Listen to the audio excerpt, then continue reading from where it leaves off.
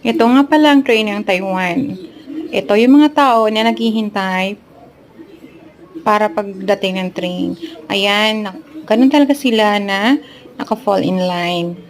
Yung iba naman, yung sa likod nun, may upuan din dyan. Ayan, tignan nyo guys. Oh, fall in line talaga sila dito. Tapos, hindi din hadlang kung may mga kapansanan. Kasi, sa may train station, merong elevator na maaring gamitin. So, ayan na nga. Yung train, papasok na. Tignan nyo guys, oh. Safe din kasi meron siyang harang. So, ayan po, oh, tignan nyo. Kaya, maganda po siya.